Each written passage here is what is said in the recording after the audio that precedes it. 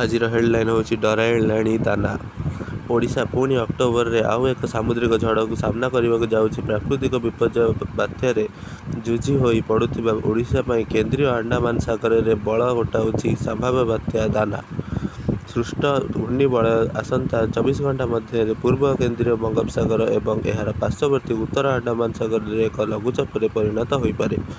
ପରବର୍ତ୍ତୀ ସମୟରେ ଏହା ଅଧିକ ଘନୀଭୂତ ହୋଇ ପଶ୍ଚିମ ଉତ୍ତର ପଶ୍ଚିମ ଦିଗରେ ଗତି କରି 22 ତାରିଖ ସକାଳେ ଅବପାତ ରୂପ ନେଇପାରେ।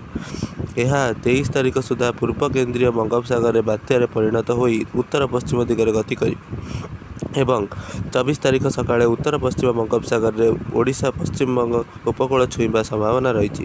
ଏହାର ପ୍ରଭାବରେ ଓଡ଼ିଶାରେ 23ରୁ 24 ତାରିଖ ପର୍ଯ୍ୟନ୍ତ ବର୍ଷା ହେବାକୁ ଥିବା ବେଳେ 24 ଓ 25 ତାରିଖରେ ପ୍ରବଳରୁ ଅତି ପ୍ରବଳ ବର୍ଷା ହୋଇପାରେ। ବାତ୍ୟା ସ୍ଥଳଭାଗ ଛୁଇଁଲା ବେଳେ ସମୁଦ୍ରର ପବନର ବେଗ 100ରୁ 120 କିଲୋମିଟର ରହିବ, କିନ୍ତୁ ସମ୍ଭାବ୍ୟ ବାତ୍ୟା ଉପକୂଳ ଛୁଇଁବା ବେଳେ ସ୍ଥଳଭାଗରେ ଏହାର ତୀବ୍ରତା କେତେ ରହିବ ଏବଂ କେଉଁଠାରେ ସ୍ଥଳଭାଗ ଛୁଇଁବ ଏହା ଆଗକୁ ସ୍ପଷ୍ଟ ହୋଇଯିବ ବୋଲି IMD ଡକ୍ଟର ମୃତ୍ୟୁଞ୍ଜୟ ମହାପାତ୍ର କହିଛନ୍ତି।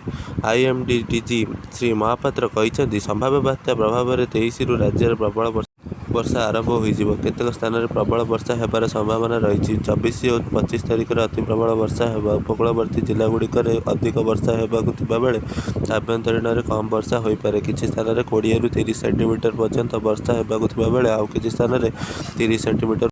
ସମ୍ଭାବ୍ୟ ବାତ୍ୟା ପ୍ରଭାବରେ 26 ତାରିଖ ପର୍ଯ୍ୟନ୍ତ ସମୁଦ୍ର ଅଶାନ୍ତ ରହିବ। ଏଥିପାଇଁ ମତ୍ସ୍ୟଜୀବୀ ସମୁଦ୍ର ନ ଯିବାକୁ ପରାମର୍ଶ ଦିଆଯାଇଛି। ମତ୍ସ୍ୟଜୀବୀମାନେ ଆଣ୍ଡାମାନ ସାଗରରୁ 21 ତାରିଖ ପର୍ଯ୍ୟନ୍ତ ଯିବାକୁ ବାରଣ କରାଯାଇଥିବା ବେଳେ ଓଡ଼ିଶା ପଶ୍ଚିମବଙ୍ଗ ମୁହାଁ ହେବ ବାତ୍ୟା।